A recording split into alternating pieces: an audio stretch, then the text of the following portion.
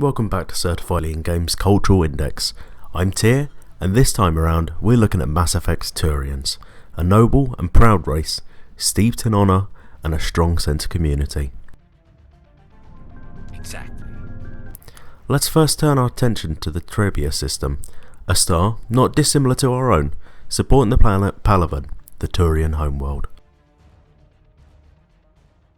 Palaven, however, unlike the Earth, has a metal-poor core and lacks the strong magnetic field that Earth enjoys.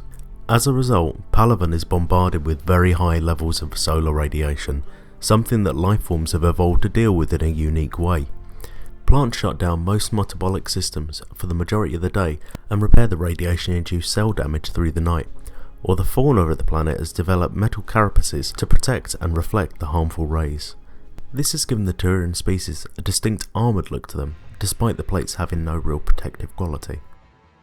Aside from this metallic second skin, the Turians are unique amongst all other races in that their form seemed to have evolved from a predatory species, with forward-facing eyes and a light yet sturdy frame built for the chase. It has been noted that Turians have similar builds to Earth raptors. No, the other type of raptors, like eagles, hawks and such.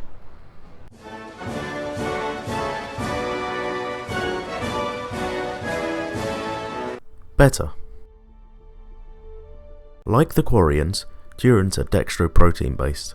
Simply put, it's the mirrored image of lavoproteins that humans can process. In short, they cannot eat the same food as humans.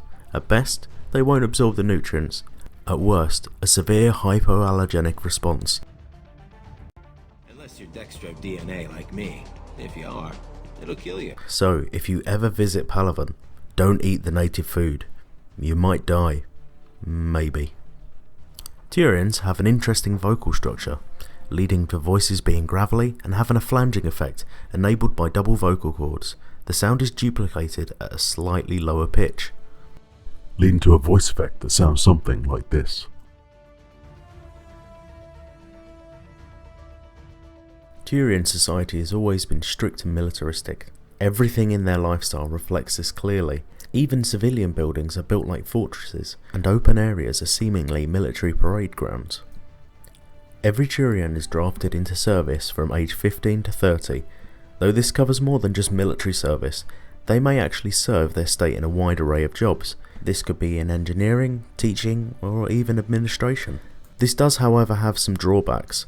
Due to the Turians' self-sacrificial nature, they make poor entrepreneurs with other species, often struggling to comprehend grey areas of diplomacy and trade, often hiding behind an elitist attitude.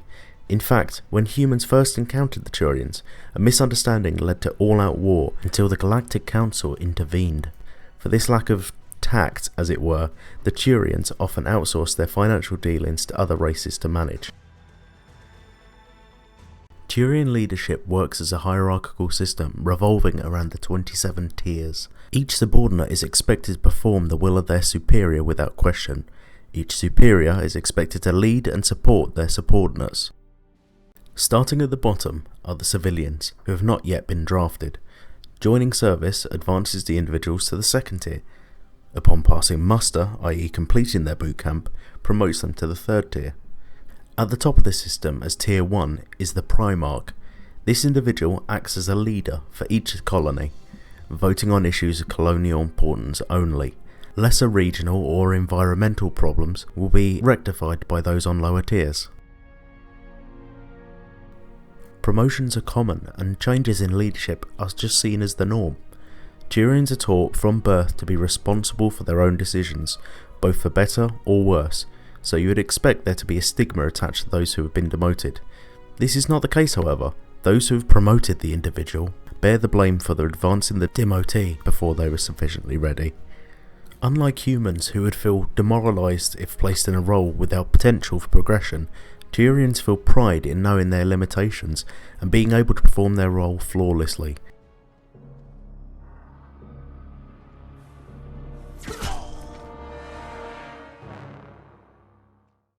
Turians are fairly relaxed regarding out-of-work activities, so long as it does not affect their performance.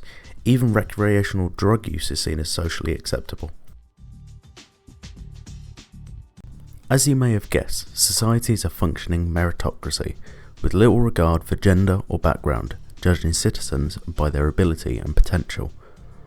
Turians represent which colony they are a part of, with a range of facial markings similar to tattoos, ranging vastly in complexity and colour. As a socially focused species, the lack of markings is seen with disdain from their peers. The unmarked are seen as untrustworthy and devious, leading to the insult barefaced. This insult was also used to refer to politicians. I know of a few barefaced politicians that, with their economics managed by other races, they can focus their entire social framework on the military, and it shows.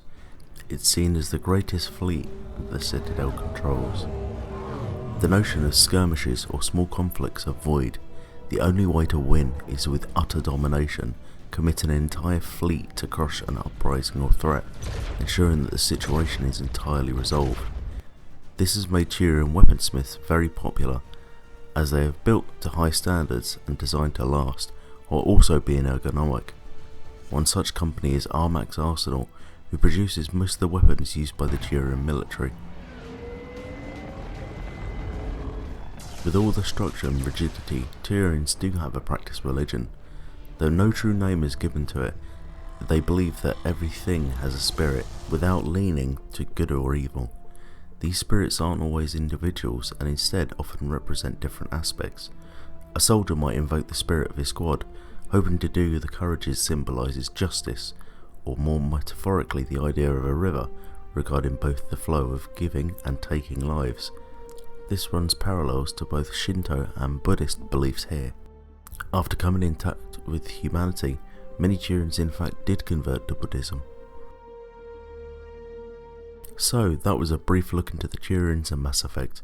We at Certifiably Ingame are also honoured that you spent time watching this video. We try and post interesting and informative content as often as we can, but you too can help us. Let us know in the comments what you'd like to see us do next. The next video's choices are the Cardassians from Star Trek, or the sovereignty of Marvel's Guardians of the Galaxy. Thanks again for watching.